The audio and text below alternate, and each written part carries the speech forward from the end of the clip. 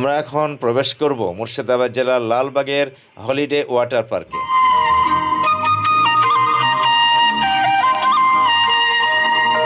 এখন যাচ্ছি ভিতরে।